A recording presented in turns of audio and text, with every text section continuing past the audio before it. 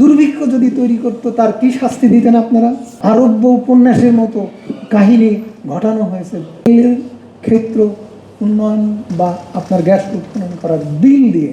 তাহলে যেটা আমরা বলেছিলাম শর্তই ছিল যে Bapex, Bangladesh gas field, Sylhet gas field, এই তিনটাকে মিলিয়ে একত্রিত করে একটা আপনার গ্যাস অনুসন্ধান উৎপাদন কোম্পানি তৈরি করা হলো নাপেক্স নাম দিয়ে, এবং সেই কোম্পানিকে আইওসির মানে উন্নত করতে হবে।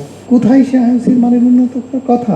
বিআরসিতে আমরা ভোক্তারা মিলিয়ে একটা স্ট্র্যাটেজিক 5 বছরের প্ল্যান তৈরি করে দিয়েছিলাম, কৌশলগত পরিকল্পনা।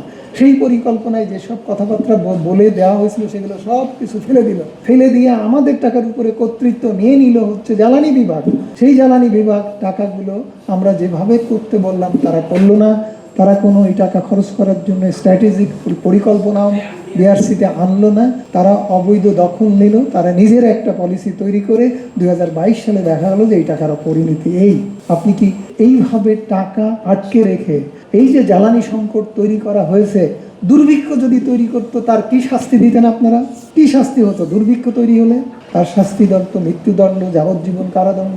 তাহলে এইভাবে টাকা আটকে রেখে এই যে গ্যাস রপ্তানি ঠেকায় আমরা টাকা দিলাম, সে টাকা খরচ না করে এলএনজি আমদানি যে বাজার তৈরি করা হলো, তাহলে তাদের কি বিচার হবে? তাদের কি মৃত্যুদণ্ড হওয়া উচিত না? তারা জ্বালানি অপরাধ হিসেবে অপরাধ করেছে, সে অপরাধের গুরুত্ব কোথায়, কতটা? এইরকমভাবে আরব্য উপন্যাসের মতো কাহিনী ঘটানো হয়েছে গত 2-2.5 দশক ধরে। এইরকম ঘটনা হাজার হাজার ঘটানো হয়েছে যে কীভাবে মানুষকে জ্বালানি অধিকার থেকে বঞ্চিত করা হয়েছে, জ্বালানি সুবিচার থেকে বঞ্চিত করা হয়েছে, মৌলিক অধিকার, মানব অধিকার থেকে বঞ্চিত করা হয়েছে। মানব অধিকার জ্বালানি সেক্টরে যেভাবে বঞ্চিত হয়েছে, সেটা যদি আজকের সচেতনশীল, যদি সুশীল সমাজ এবং আমরা জাতিগতভাবে সচেতন হতাম, তাহলে একটা ভয়ঙ্কর অবস্থা তৈরি হয়ে যেত।